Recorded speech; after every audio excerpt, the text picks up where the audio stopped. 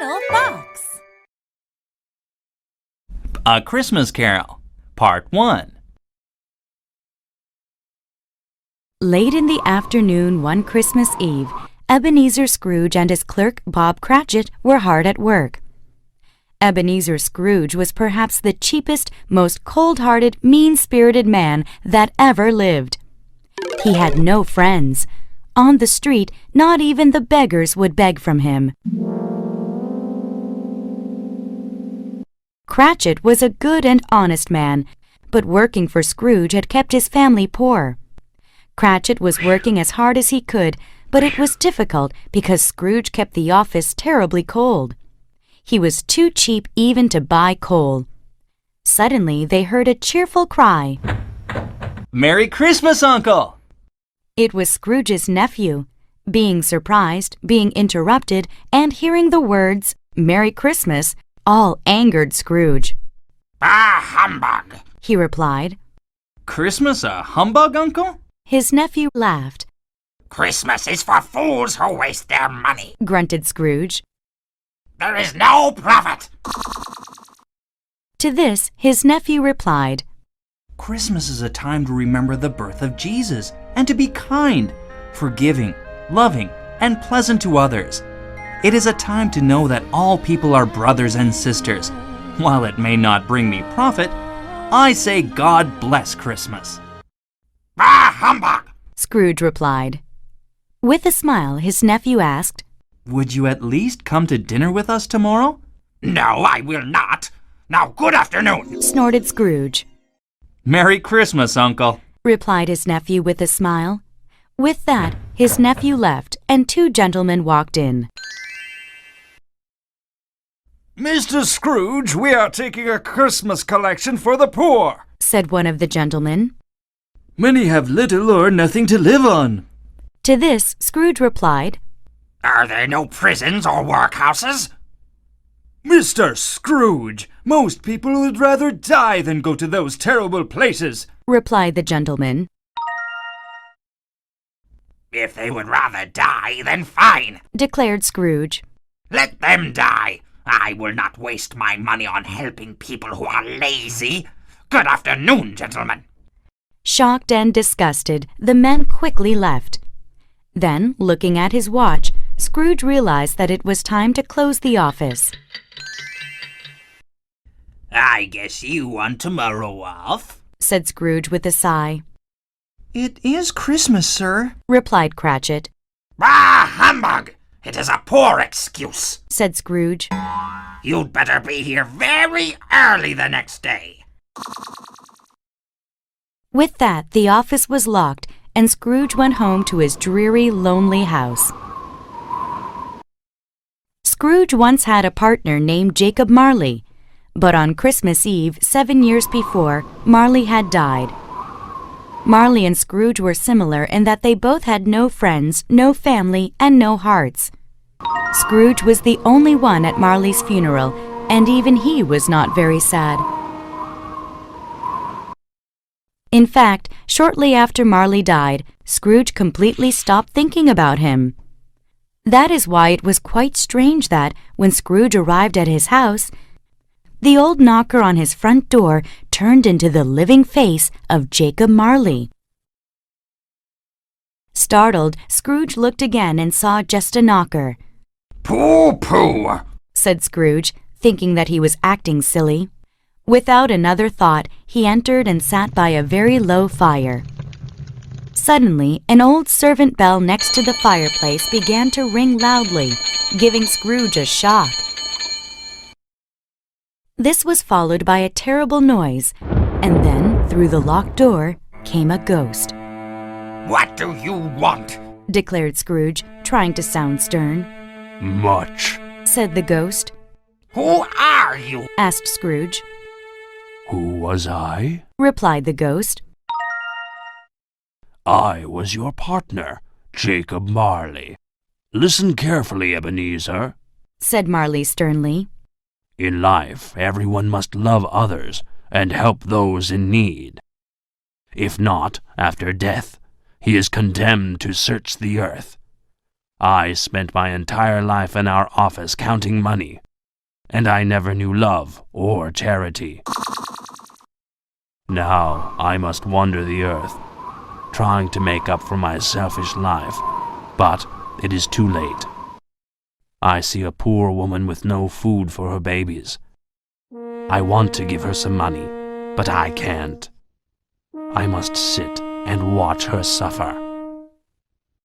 Scrooge began to shake with fear because he knew he was the same. I am here tonight to help save you from my fate, said Marley. Thank you. Replied Scrooge. You were always a good friend. You will be haunted by 3 ghosts, said Marley. They will come to you in your sleep. Ghosts? I want no more ghosts, replied Scrooge. Marley repeated, They are your only chance to escape my pain. The ghosts will come. With that, the ghost of Marley left. Exhausted from the terrible fright and not knowing what was true, Scrooge climbed into bed and went to sleep.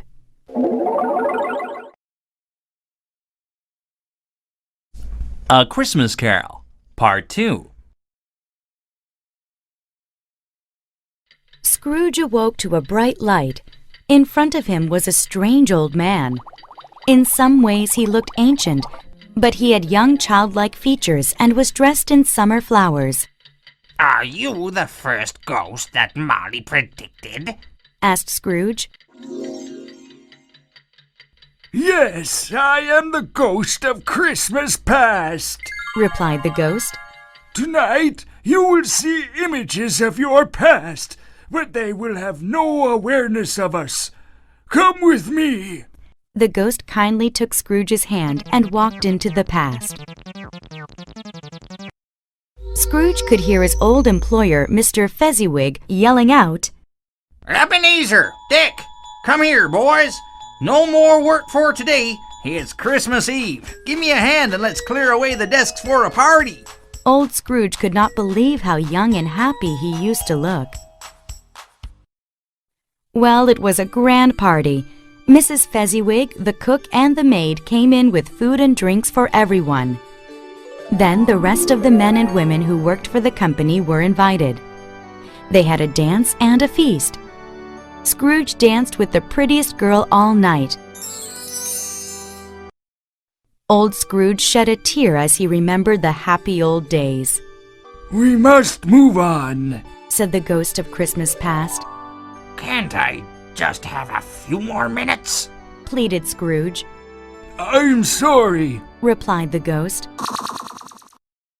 Then Scrooge saw himself a little older, sitting with the girl who he had danced with. Crying, she said, You have another love now. No, replied Scrooge. you are the only woman. It's not a woman you love. It's gold you love, she said. So go to your true love. Angrily, old Scrooge shouted, Get me out of this place! Take me back! The ghost nodded, and Scrooge was again sleeping in his bed. But it seemed only minutes later that Scrooge was awoken by a bright light from his living room. In the room, a fire was burning brightly. Sitting by the fire was a jolly ghost, eating meat and drinking wine. Come join me. He called. I am the ghost of Christmas present. Lead me, spirit. Said Scrooge. Tonight I have learned many things. I'm sure you will teach me more. Touch my robe, replied the ghost. Immediately, Scrooge and the ghost left the house and were standing in Bob Cratchit's tiny living room. Scrooge counted 4 children. How does Bob feed them all on his salary? Scrooge wondered aloud. Mrs. Cratchit was dressed in a poor and simple dress, but she had a smile as she cooked the Christmas turkey, prepared the gravy, and dished out the applesauce.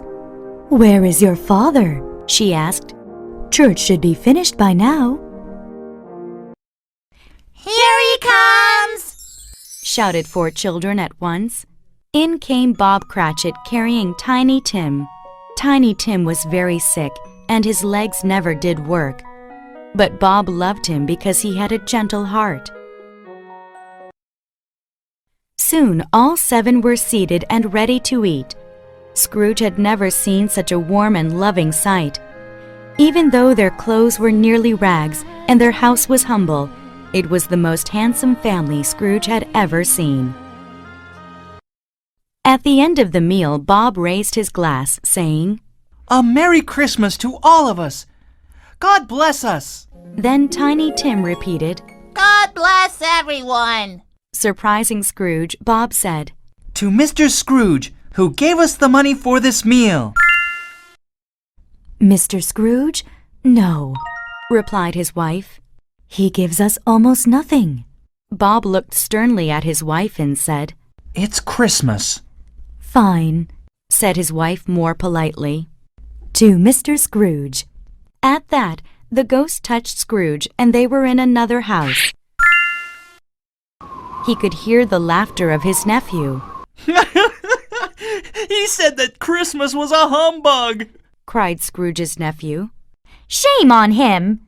Declared his pretty wife. How terrible of him to be rude to you when you are trying to be kind to him. Well, it only hurts him, replied Scrooge's nephew.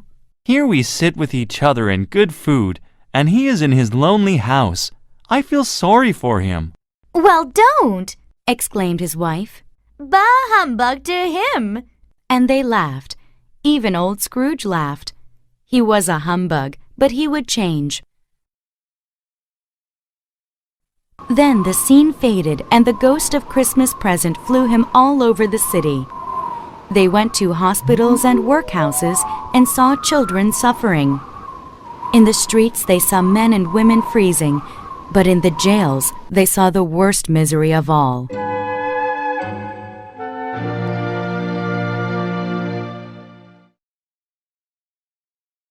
A Christmas Carol, Part 3. Then the jolly ghost vanished, and a cold, dark creature in a black hood came toward Scrooge. Unlike the other ghosts, this one was not friendly. In fact, he had the look of death. You must be the ghost of Christmas future, inquired Scrooge. But the ghost said nothing. Pointing his bony finger, the ghost led Scrooge to a group of businessmen. I heard he died last night, said one man.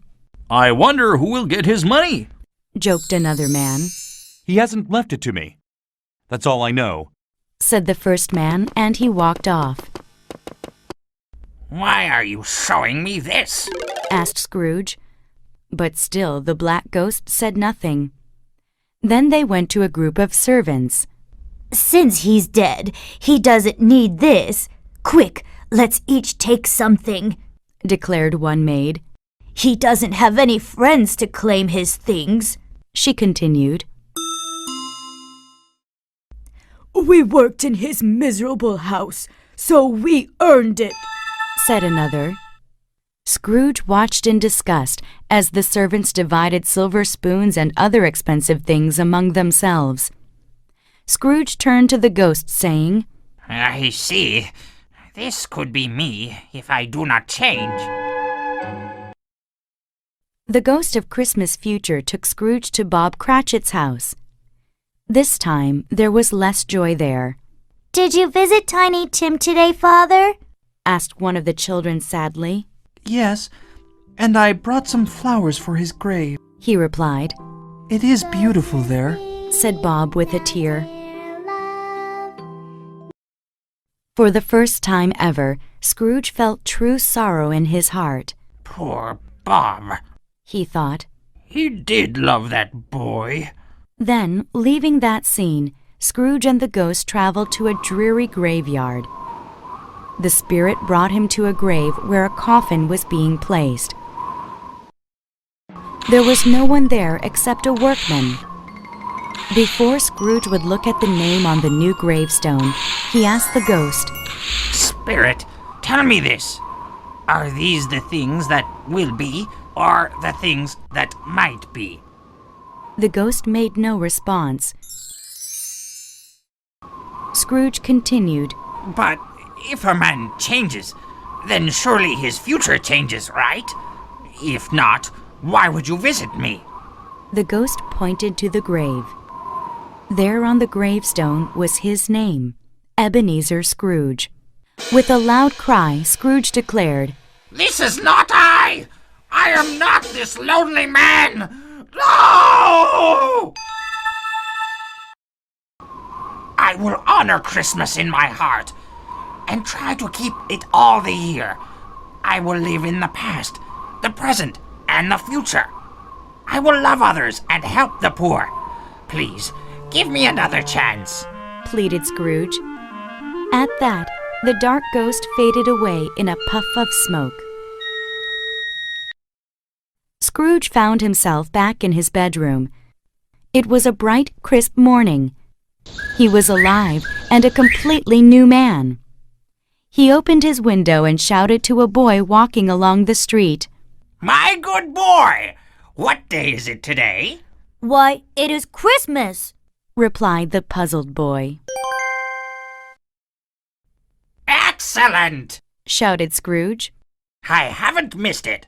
My good boy, do you know the shop that has the very big turkey in its window? Asked Scrooge. Of course, responded the boy. An intelligent boy. Go and buy it and bring it here, said Scrooge. Come back in less than 5 minutes and I'll give you half a crown. The boy was off like a shot. I'll send it to Bob Cratchit's, laughed Scrooge. Ha ha! He would know who sent it. It's twice the size of Tiny Tim. Then Scrooge dressed himself in his best clothes and went to visit his nephew. Before he could change his mind, he ran up and knocked on the door. Uncle Scrooge? Said his nephew with great surprise. If you are willing to have me, I'd like to dine with you tonight, said Scrooge. Scrooge's nephew almost shook his hand off because he was so pleased. Never did Scrooge have so much fun as he did that day. He ate and talked like he had never done before. After that Christmas day, Scrooge became a different man. To Bob Cratchit, he became a wonderful employer. Bob's family suffered no more, and Scrooge provided money to help Tiny Tim, who did not die. In the city, he became known for his kindness and friendship. He put his money toward work to help the poor and suffering. He never saw the ghosts again. From that day on, it was always said of him that he knew how to keep Christmas well.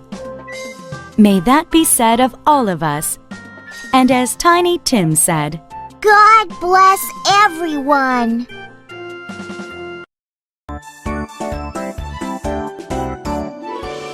Little Fox.